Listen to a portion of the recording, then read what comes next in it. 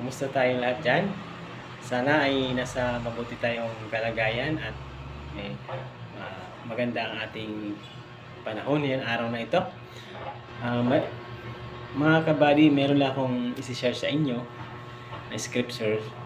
Galing to sa 2 Corinto ay talata 2, versikulo 5 hanggang 7. Ito sabi nito, kung may nagdulot ng kalungkutan kanino man, hindi ako ang dinulutan niyo. Maaari pang sabihin ng walang pagmamalabis ng kanyang lahat, dinulutan niya ang kalungkutan. Ngunit sapat na ang pagparusang ginawa sa kanya ng mga nakarami sa inyo. Patawarin na ninyo siya at aliwin upang hindi naman tuluyan masiraan ng loob. Kaya ipanapamanhig kung ipadama ninyo sa kanya na siya ay mahal pa rin ninyo. Diba? Napaka ganda ang verse na dahil po isa sa mga nagdudulot sa atin ng kalungkutan, siyempre yung hindi natin mapatawad ang isang tao, lalo na kung mahal mo sa buhay, malapit sa puso mo sila.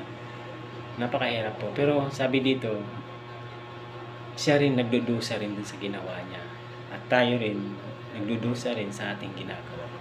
Sabi ng Panginoon sa atin ng patawarin na natin sila. So ako, natagalan ako magpatawad, pero siyempre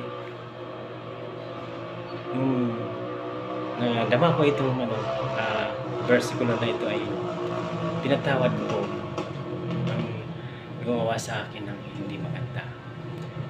Pero hindi naman siya ang alam niya, hindi niya alam na nagkakaroon na sumama ang loob sa kanya.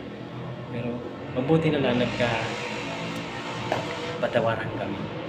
Na ngayon napakaganda ang kalooban ko para sa kanya. Diba?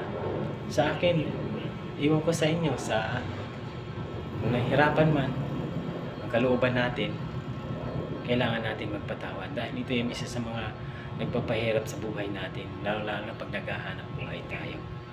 So yun lang, magpatawarin natin ang mga nagkasala sa atin, kasi ang Diyos niya nagpapatawad siya. Pero kung tayo hindi marunong magpatawad, paano natin tayo makaka-abante sa ating gagawin kung meron tayong bagahin na mabigat? Diba? So yun lang, salamat.